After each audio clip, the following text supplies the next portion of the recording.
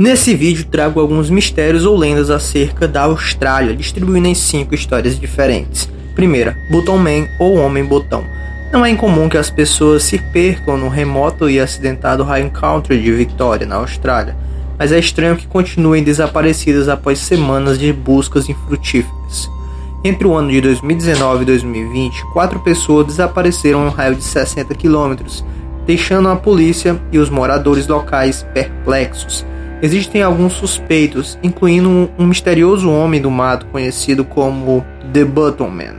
Ainda não está claro se ele é um serial killer, uma presença sinistra ou simplesmente uma figura reclusa brincando com invasores.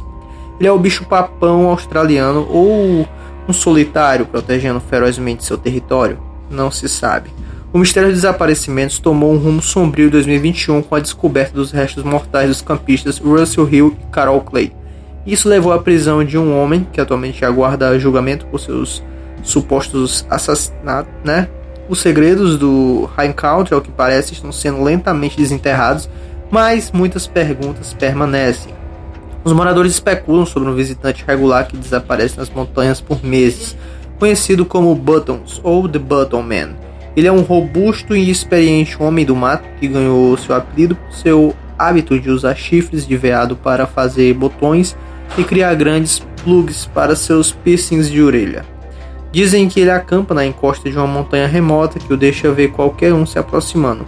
Ele usa armadilhas para capturar veados e caça com lanças habilmente trabalhadas no estilo indígena, que os aborígenes usam há gerações. 2. Aviador em chamas. Em Canberra, na Austrália, existe um fantasma local conhecido como Burning Airman, ou aviador em chamas. A história começa em 1940, quando o bombardeiro Lockheed Hudson II saiu do controle e caiu na floresta perto de Canberra. Havia 6 pessoas a bordo e todas morreram no acidente. Poucos anos depois, moradores locais começaram a relatar coisas estranhas na floresta. Muitas pessoas alegaram ter visto luzes sobrenaturais perto do antigo local do acidente, enquanto outras disseram que ouviram um som de avião se aproximando, quando não havia aviões no céu. O primeiro avistamento do Burning Airman aconteceu logo após essas primeiras ocorrências estranhas. Uma noite, um adolescente saiu, correndo gritando da floresta, alegando que estava sendo seguida por um aviador, um jovem que estava coberto de chamas. Ele a seguiu até a borda da floresta antes de desaparecer. Desde então, houve dezenas de histórias de pessoas tendo encontros aterrorizantes com o Burning Airman, e muitas pessoas que o viram se recusaram a entrar novamente na floresta. A misteriosa morte de Rodney Marks. Bem, ele foi na verdade um astrofísico australiano com seu nome Rodney David Marks, e sua morte no mínimo foi misteriosa.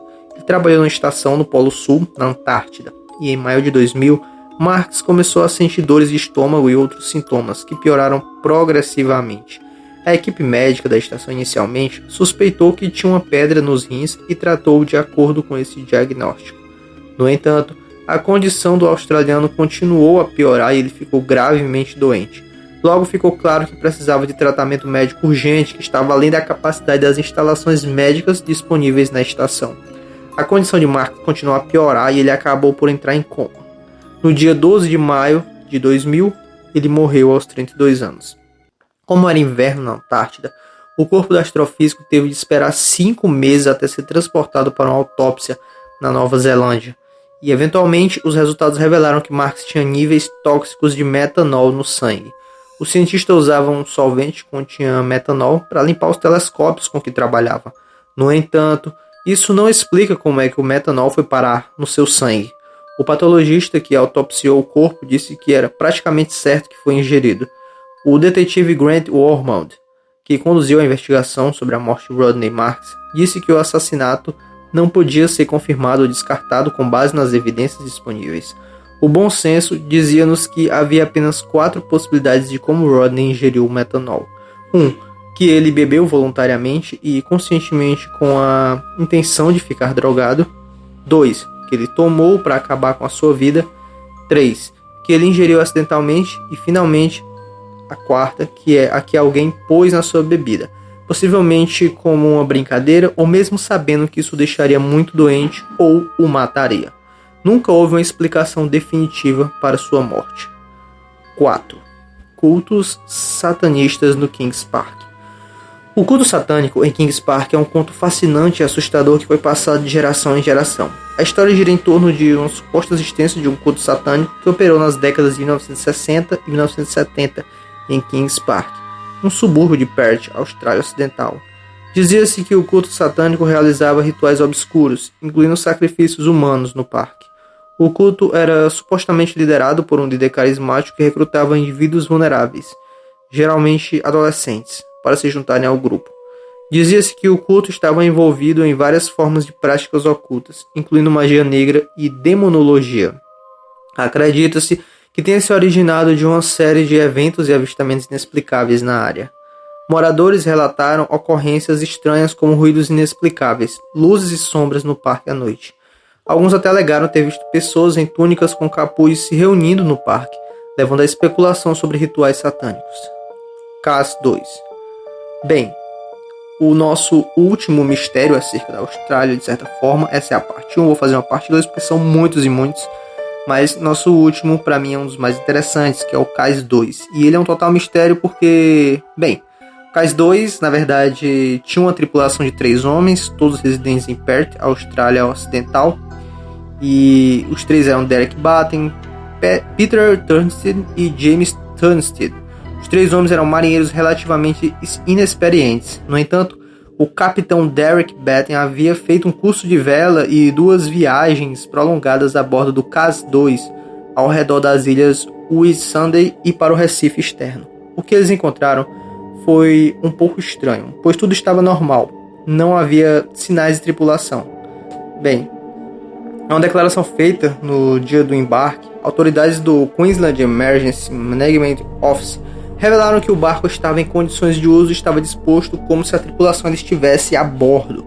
Comida e talheres estavam dispostos na mesa, um laptop estava instalado e ligado e o motor ainda estava funcionando. Porém não tinha ninguém lá.